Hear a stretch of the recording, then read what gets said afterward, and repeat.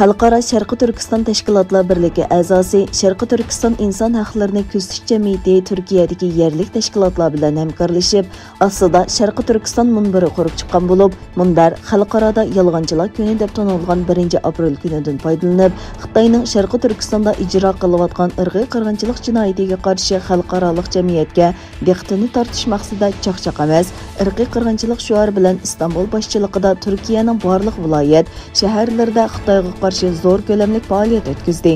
Faoliyatga 34 davlatga 200 ga yaqin tashkilot ovoz qo'shgan bo'lib, dunyoning har qaysi joylarida turkcha, inglizcha va boshqa tillarda bayonot e'lon qildi. Xitoy 2017-yili 1-apreldan buyon Sharqi Turkistonda keng ko'lamli tutqun qilish harakati boshlagan edi. Yana bir tarafdan Shvetsiya Uyg'ur ma'arif uyushmasining tashkilishi bilan Stokgolmdagi parlament binosi oldida namoyish o'tkazildi. Namoyishchilar irqiy qirg'inchilik to'xtatilsin, yig'ilish lagerlari taqalsin degandek shiorlarni to'ladi.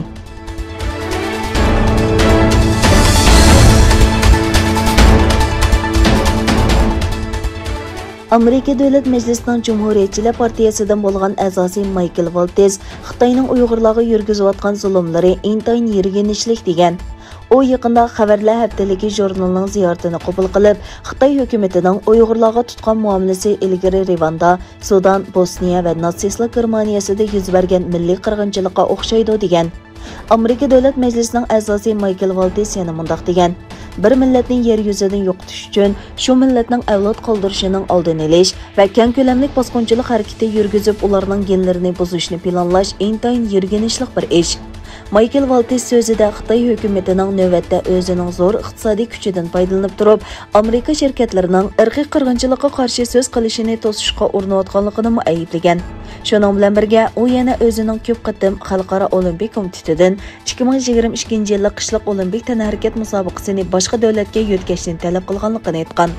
Shu kuni yana Amerika Davlat Majlisining Demokratlar partiyasidan bo'lgan vakili Kretsi Xolaxonmo bu haqda ifoda bildirib, Xitoy Birlashgan Davlatlar Tashkiloti Xavfsizlik kengashining a'zosi bo'lganlikdan Birlashgan Davlatlar Tashkilotidan zo'r umid kutish mumkin emas. Shunglashqa Amerika va uning muhim ittifoqdosh davlatlarining bu masaladagi pozitsiyasi intayin muhim deb ko'rsatgan.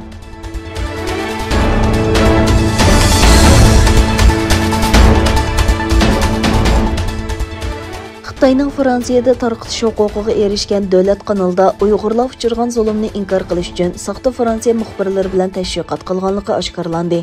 Fransiyada bir torbatma qurgan bu kanal o'xshamagan jurnalistlarning har xil masalalar to'g'risidagi ko'z qarashini uning betiga kirgizishga boshlagan. Fransiyadagi danglik gazetlarning biri bo'lgan Le Monde'ning ko'rsatishcha, Uyg'urlarning zulm va ziyonkashligini rad qiladigan bir iston avtori saxta ismlarni ishlatib, jurnalist bo'lib o'tirg'a chiqqan kishi ekan.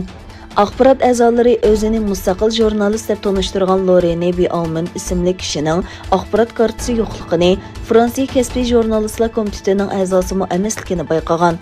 Xitoy uchun to'liq tashviqot quroli sifatida ishlaydigan kishi yozgan Uyg'urga qarshi maqolada Uyg'ur ayollarining tug'mas qilib etilganligini va ishlashga majburlanganligi to'g'risidagi ayblashlar qat'iy rad qilingan.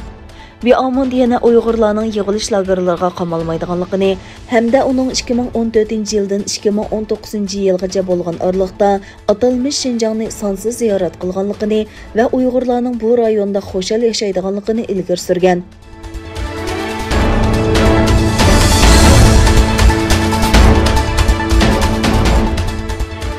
Xitoy Tashqi ishlar ministrligi Amerika Hong Kong haqidagi paketlarga parvo qilmay, Hong Kong sababli Xitoyni tanqid qildi va Xitoyni ichki ishlarga og'ir darajada aralashdi deb aybladi.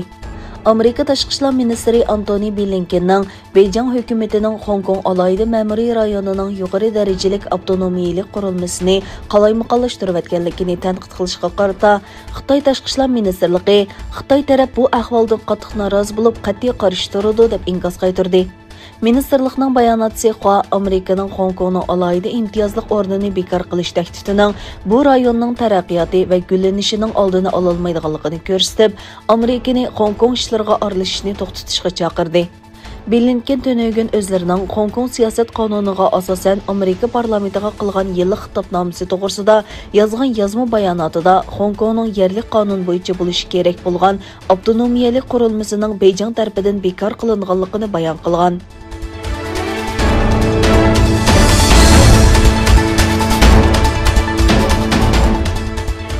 Tayvanning sharqidagi Hualien rayonida poyezdning relsidan chiqib ketishi natijasida 36 odam qazo qilgan, 60 odam yaralangan. Davlatlik matbuotlarning Tayvan qatnash ministrligini asos qilgan uchurlarga qaraganda, taxminan 350 yo'lovchi o'ltirgan 8 vagonlik poyezd Hualien rayoniga kirgan tonnelda relsidan chiqib ketgan. Poyezdning 4 va 5 vagonlari og'ir ziyonga uchragan bo'lib, o't o'chiruvchilar va izlash qutqizish otryadlari naq maydonga avatilgan. Vaqada 36 kishining hayotidan ayrilganligi, 60 kishining yaralanganligi aniqlangan. Tayvan rahbari Tsai Ing-wen munosabatlik ministerlik va tashkilotlardan hodisa to'g'risida zarur xizmatlarni boshlashni talab qildi.